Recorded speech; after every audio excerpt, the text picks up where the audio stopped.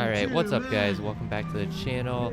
Sorry for my absence, I know it's been a while, but this is the San Francisco Giro, and this happened to be my season finale, so we're gonna cap it off here and see how I do.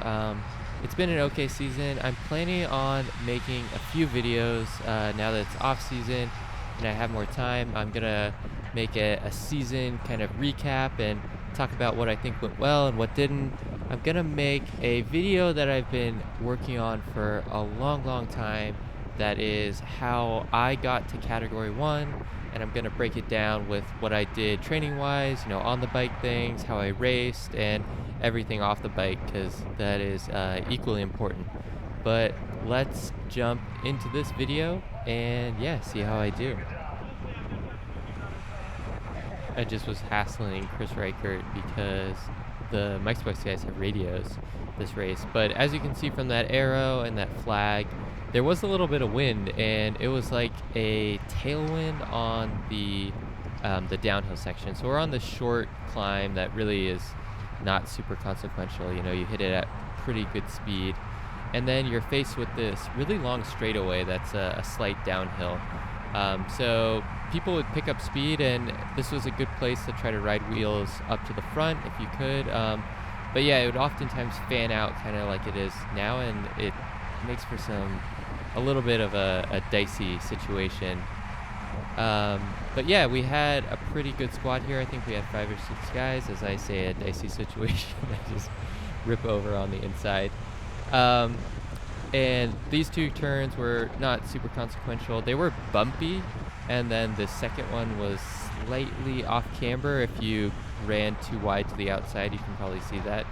And then yeah, this is the start-finish straight, and then you're gonna take the left-hand turn and go back up that hill.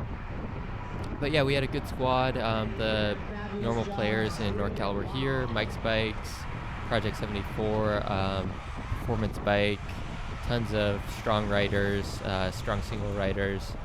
And yeah, this is a fun one. It's in San Francisco, right by the Embarcadero. It's a beautiful place to race, even though we did see some car theft. If you go to San Francisco, never leave anything in your car, because it is like the car break-in capital of the world.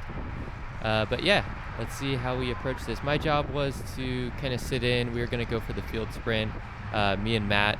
Ooh, and yeah. So we're only 1.7 miles in, and yeah, I kind of get caught up in that crash. And I didn't go down, you saw, but I did smack into the guy, and I was looking behind myself because someone ran into my butt. And I was looking to see if my GoPro was still there, and I almost ran into that poor guy just riding on the sidewalk. But yeah, I'm gonna go to the pit here and get a free lap, and I'm just trying to remain calm. I think the biggest lesson that I've learned when these things happen is just don't spend extra energy worrying about things and being upset. So yeah, I'm just trying to catch my breath, enjoying a little bit of time not in the race. And you're gonna see that's Tobin Ortenblad, who is the professional cyclocross guy. He's already off the front. And yeah, I was thinking that he was gonna let me take let the field go by and then let me get back in, because I think that is technically the rule, but he just said go. So I jumped right back in, and I wish I had taken a couple moments, because what happened was I smacked the guy and my handlebars were tweaked. Only like a couple degrees, and it didn't really affect things too much. It's like your bike kind of handles a little bit different when your handlebars are cockeyed. But what was freaking me out a little bit was like I was wondering if my handlebars weren't on tight. So I was kind of trying to like test them a little bit and wrench on them these next few laps, but everything was fine. I just kind of rode the rest of the race as we passed the aftermath of that crash. It was a tough crash. I hope those guys are okay. And yeah, that's kind of not how you want to start off one of these crits, because you're kind of a little overly amped up, especially if you're the protected sprinter. You don't want to have something like that happen. But it is what it is, and yeah, we move on. So one thing that was happening on this hill is it would just get so clogged up. Like, look at this.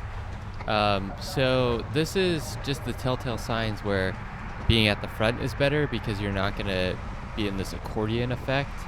And also be willing to maybe take the outside line, because I think everybody's just getting so grouped up because they're trying to hit the apex of the corner because they know that is like the shortest way around the course. But oftentimes you can conserve your momentum more by just taking the outside line, as you can see here.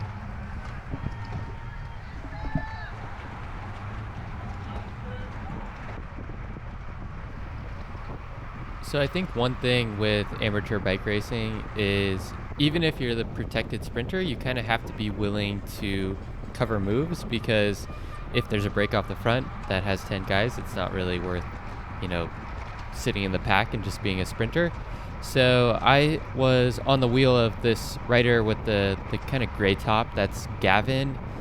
He's like a really strong, I think, mountain biker. I think I've raced him actually on mountain bikes. But he's just been lighting up the P12 scene. I think he just recently upgraded. So I followed him, and yeah, we get a little bit of a gap. And this had all the teams, and it has, see, we just caught Tobin there, the really good cyclocross racer, who I just saw actually like top 3'd like the Rochester, I think, cyclocross. So congrats to him. That's insane. But yeah, so I was thinking this might be some sort of move, and Chris Reichert was just riding away in his normal seated style. So I've seen that one too many times. So I decided to kind of close that down myself, and yeah, I just covered this move, and it was a little bit of energy, but not a huge expenditure because I'm getting to pick my own lines through here, and yeah, that oftentimes keeps you away from that accordion effect that I was talking about. Yeah, so we get brought back, and then you see this counter goes on the left, and thankfully it only had 2 guys in it, and they stick out a pretty good gap. And I think this was kind of the break of the day. I know Tobin was off the front for like the first like 15 minutes, I think, with Greg McCulloch, and just solo. Those guys are beasts. And yeah, these 2 guys stayed off the front for another 15 minutes, and that was kind of the day. It was, this is kind of a course that doesn't, I would say, favor a breakaway. I think the straightaway is so fast with that slight downhill and tailwind. The field can oftentimes just rip that and yeah, close down any gap. So yeah, let's fast forward up into the closing moments of this race. Before we get to the end of the race, I wanted to show you me screwing up, going for the inside again. I did a little bit of an effort there, I was like 600-700 watts, and I just totally got pinched off. So yeah, I know I and a lot of guys preach taking the inside line, but yeah, think about that outside line, especially if there's congestion on the course. All right, so we have about 18 minutes left. This is only a 60-minute crit, kind of short. So this is when you gotta kind of start be thinking about moving up. And from the intro, I put that on there, but I get crossed up with Sam there, and yeah, we rub tires, which always gets the heart going. But this is about the time where I'm starting to look for my teammates, think about moving up to the front, because Mike's Bikes is in here, Project 74 is in here. There are guys with big enough motors to kind of keep the pace high, from here to the end. So you don't want to be caught too far back and having to move up when the pace starts increasing. So I'm going to try to pick my way up through the field and yeah, get into that, bubble of the top 15 or so, and then hopefully just hang out there until the end.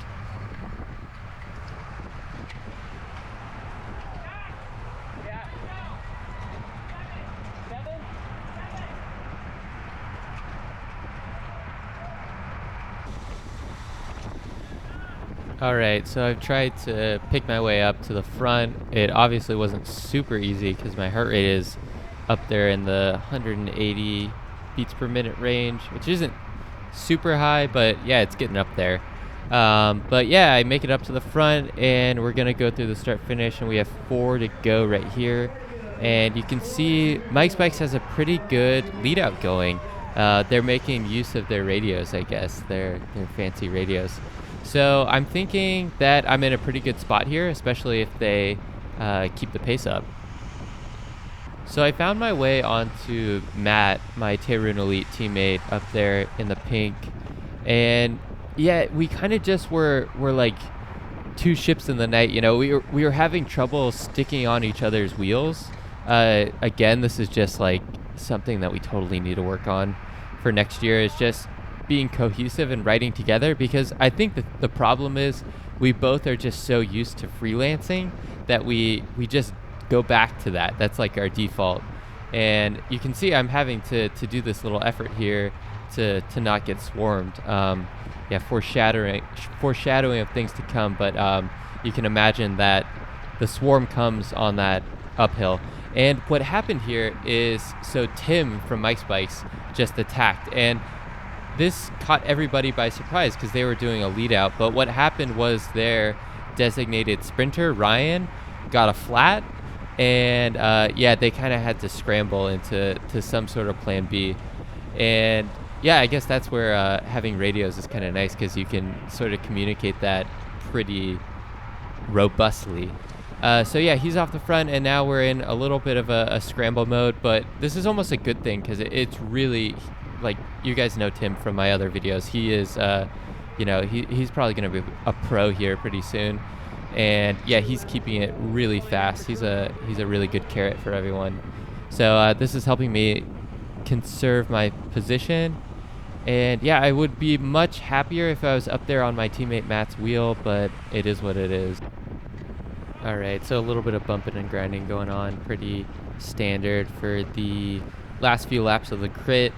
And unfortunately, my front cam is gonna overheat. The GoPro Hero 10, man, it just likes to overheat. So my apologies about that, but we'll jump into the last lap here with my rear camera and see how I do.